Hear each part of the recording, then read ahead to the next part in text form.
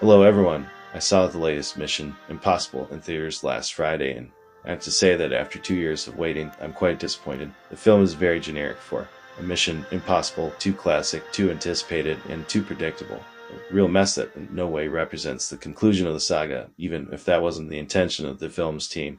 Indeed, I heard that there were some clashes with Paramount, particularly regarding the relative failure of the last film, Dead Reckoning.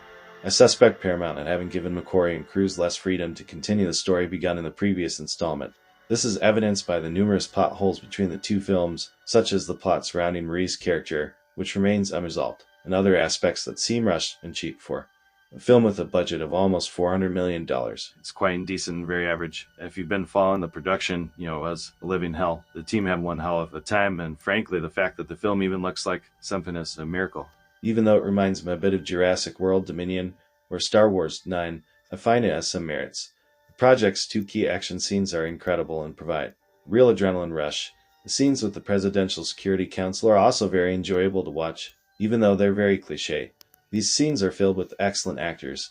I hated the fact that long-dead characters were mentioned or brought back via flashbacks. All the flashbacks should have been cut, and bringing back Ralph Saxon isn't very interesting either. I think we would all have preferred to see Jeremy Renner, Paula Patton, Sean Harris, or Vanessa Kirby again. However, unlike many other critics, the pacing didn't pose any problems for me. I even enjoyed the more contemplative sequences and the explanations. I've absolutely loved the Tintin vibes with the high-octane chase with vintage biplanes and the extremely stressful and claustrophobic submarine infiltration, two of the best action sequences of the entire saga, but unfortunately packed in one of the worst movies of the franchise too.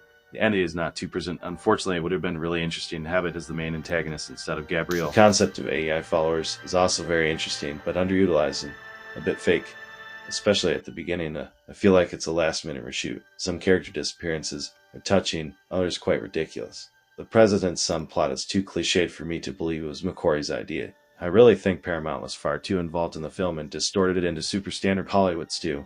The impressive stunts and the characters I held so dear are rather pale this time around.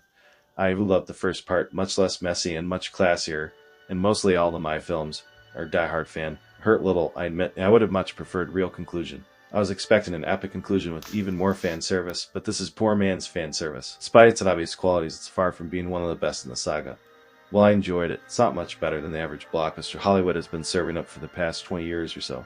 I was perhaps expecting too much for a film that had other goals, some of which were less because of a studio trying to save the day. Ultimately, I don't know what the future holds for the franchise. I'm already having a hard time getting over the last one. That's why the review took so long to arrive, sorry. Anyway, see you in the next video.